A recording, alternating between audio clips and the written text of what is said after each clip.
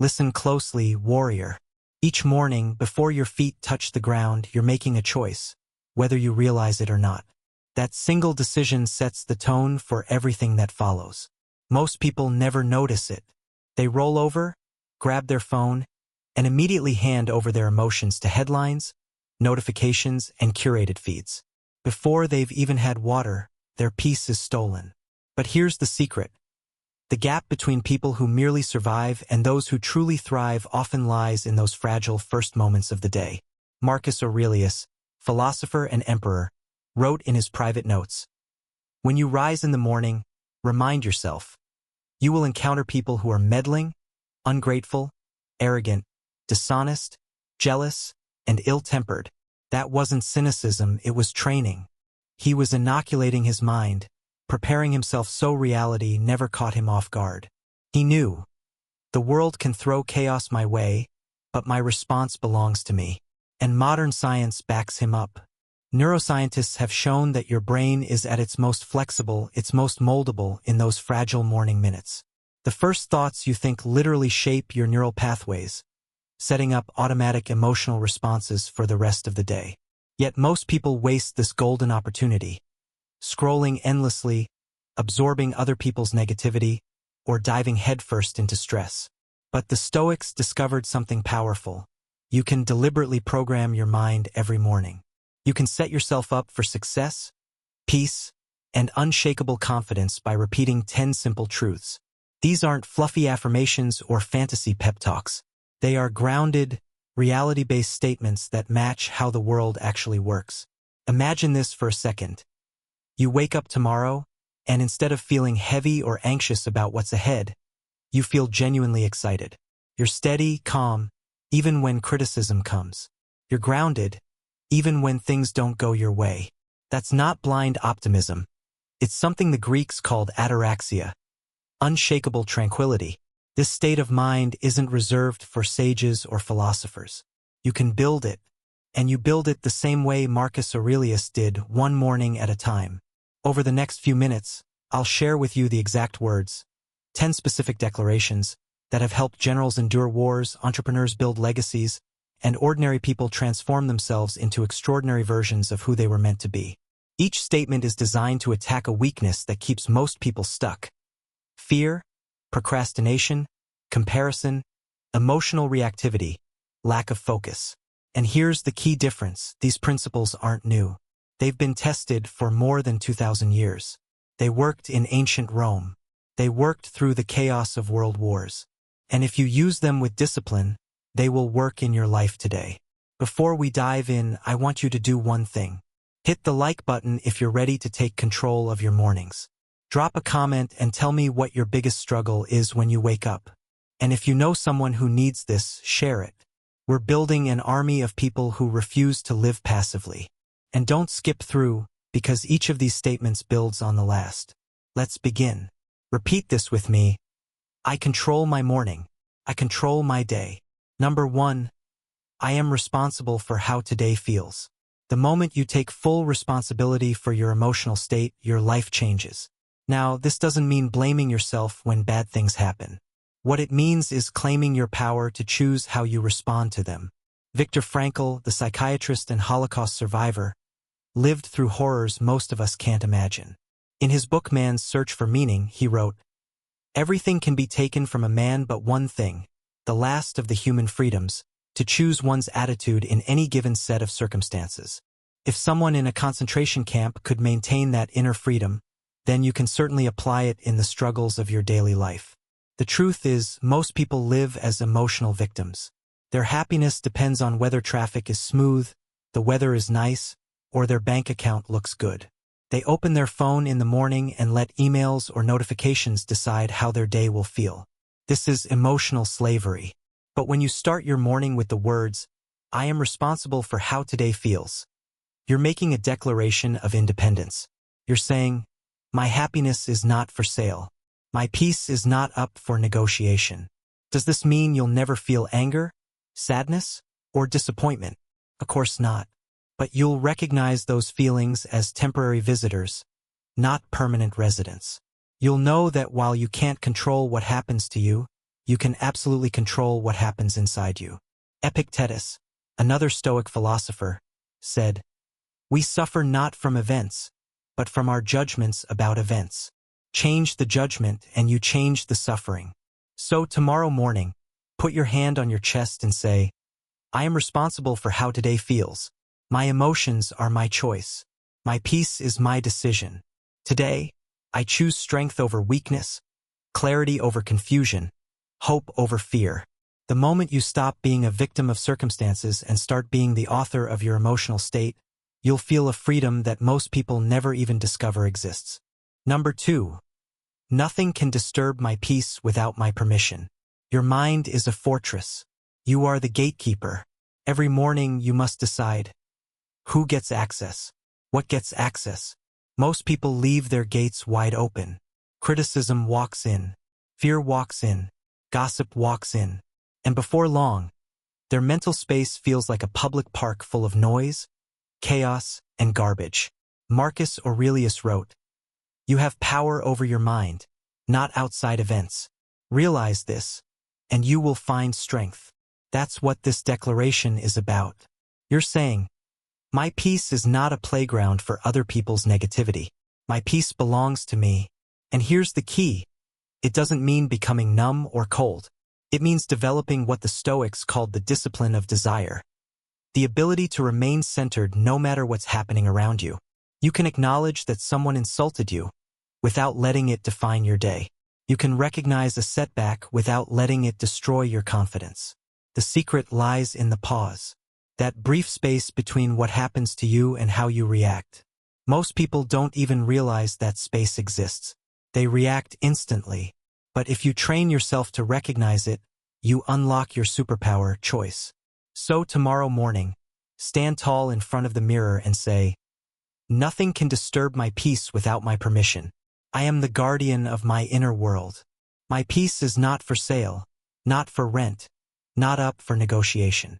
When you carry that mindset through your day, you don't become untouchable because nothing bad ever happens. You become untouchable because you've decided to protect what matters most. Drop it in the comments right now. I am the guardian of my own peace. Number 3.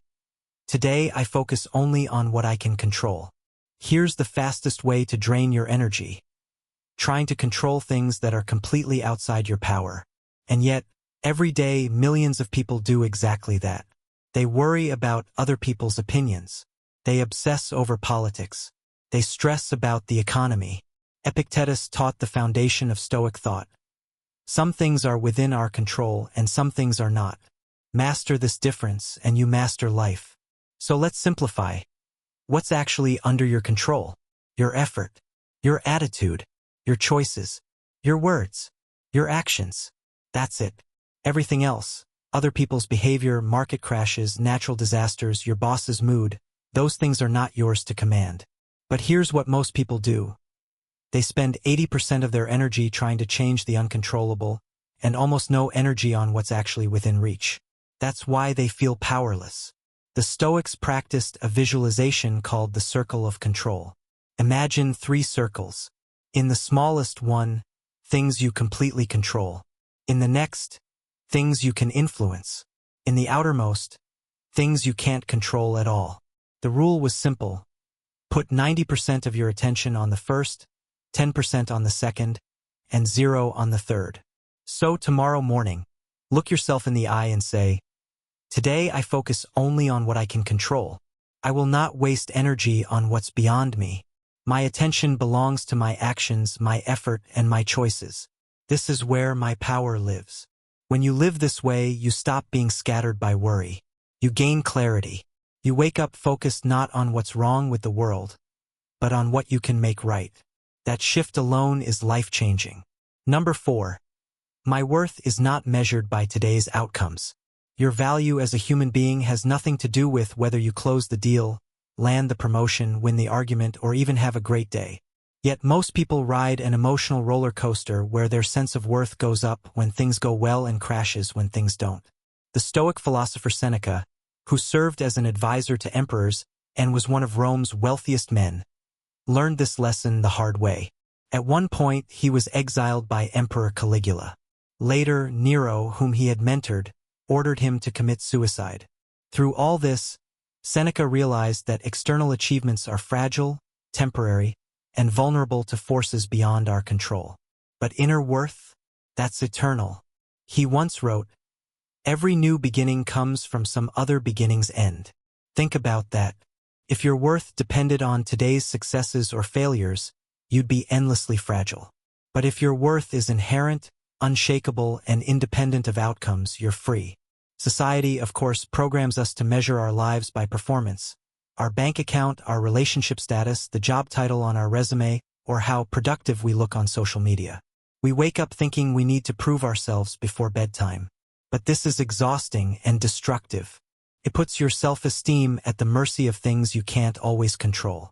When you say to yourself, "My worth is not measured by today's outcomes," you're stepping out of this trap. You're declaring, "I am valuable because I exist, not because of what I achieve." This doesn't mean you stop striving for excellence or caring about results. It simply means you separate your effort from your identity. You can give your best without tying your self-respect to whether you win or lose. You can celebrate victories without becoming addicted to them. You can suffer setbacks without letting them destroy your self-worth. The Stoics called external results preferred indifference. Sure, you'd prefer to succeed, but your core value isn't defined by it. So tomorrow morning, affirm this: "My worth is not measured by today's outcomes. I am inherently valuable. Today, I will give my best effort knowing that my dignity, love, and respect are not on trial. Success or failure, I remain whole." This is how you stop chasing worth in places it can never be found. Number 5. I will act, not just intend. There's a dangerous gap between intention and action. It's where most dreams go to die. Every morning, millions of people wake up with good intentions. They plan to eat better, exercise, write that book, start that business, call that loved one. But when the day ends, those things are still on the to-do list, untouched. Marcus Aurelius reminded himself, "In the morning, when you rise unwillingly, let this thought be present: I am rising to the work of a human being." He knew that intentions without action are just elegant procrastination. Here's the truth. The difference between successful people and everyone else isn't talent, luck, or circumstances. It's the ability to close the gap between what they plan to do and what they actually do. While most people are endlessly perfecting their plans, successful people are perfecting their execution. While others are waiting for the right time, they are creating it through action. When you declare, "I will act, not just intend," you're committing to being a doer. You're choosing messy action over perfect planning. You're choosing progress over paralysis. The Stoics believed virtue lies in action. It's not enough to know what's right, you must do it.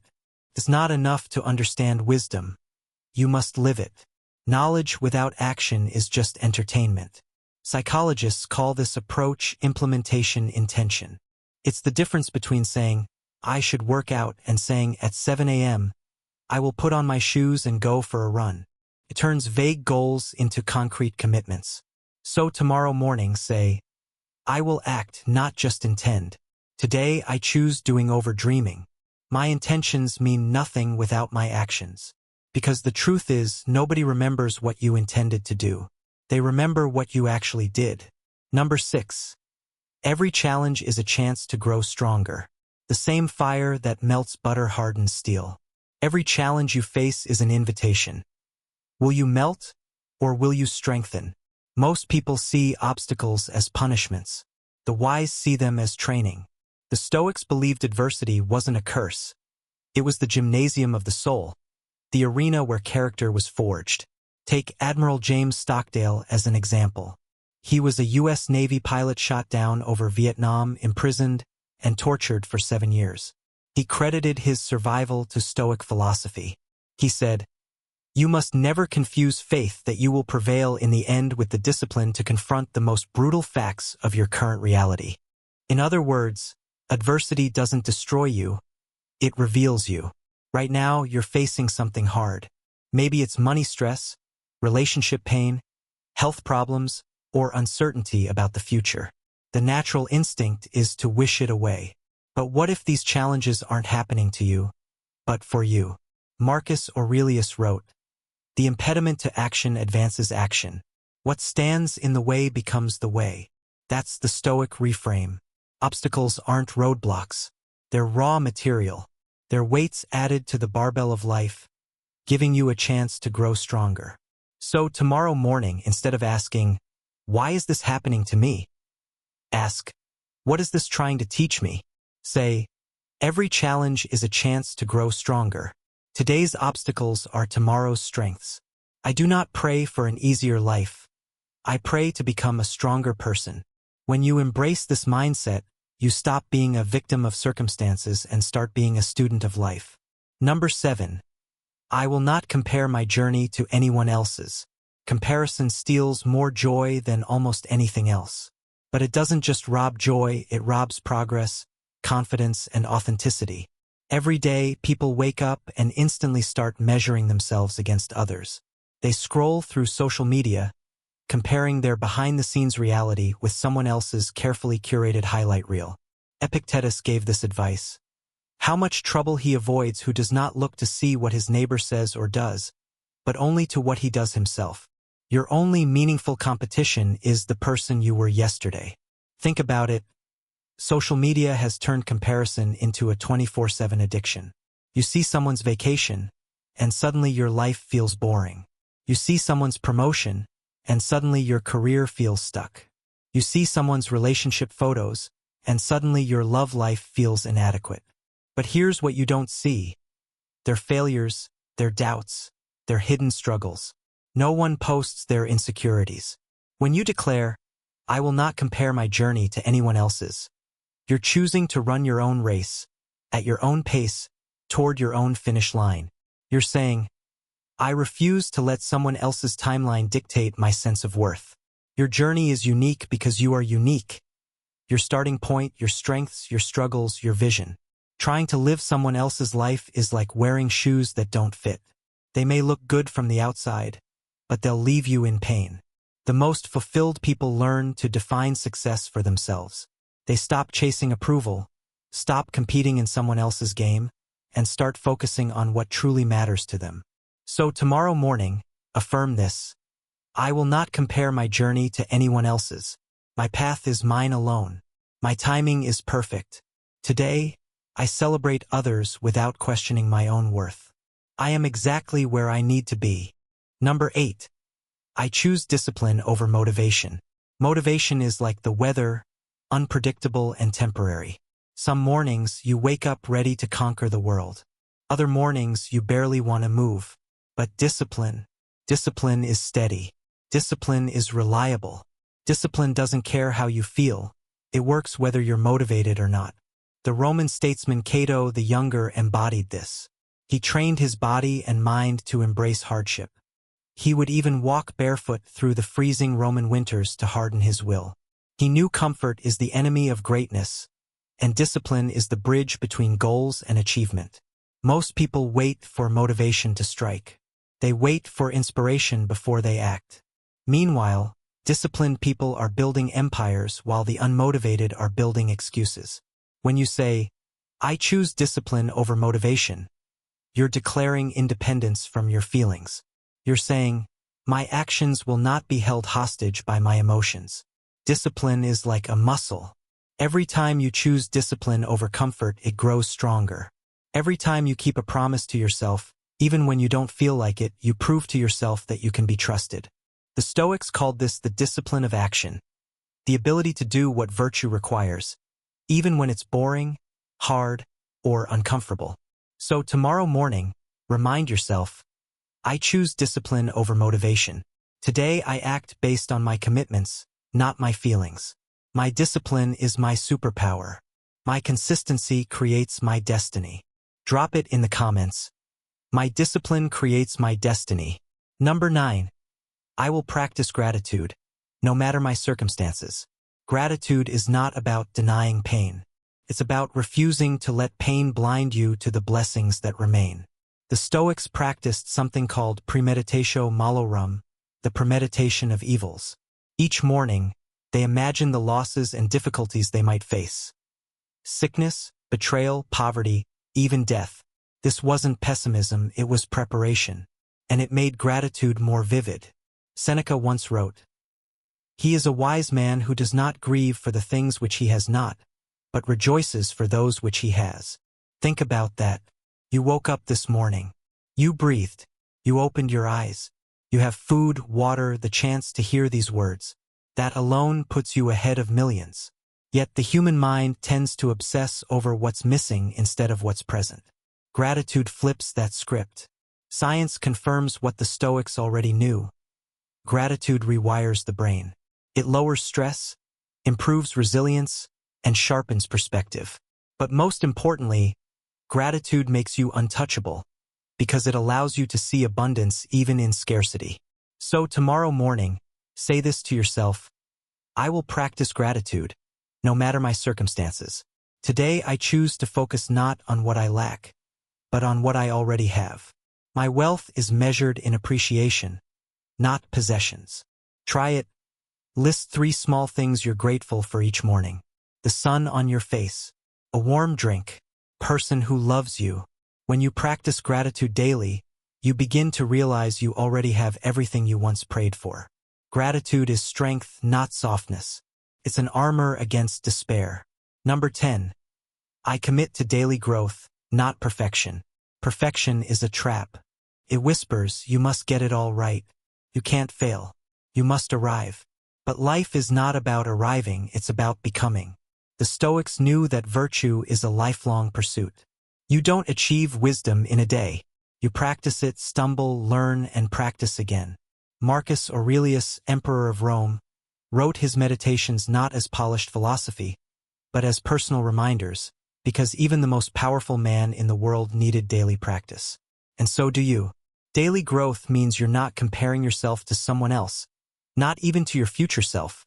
You're simply asking, am I better today than I was yesterday?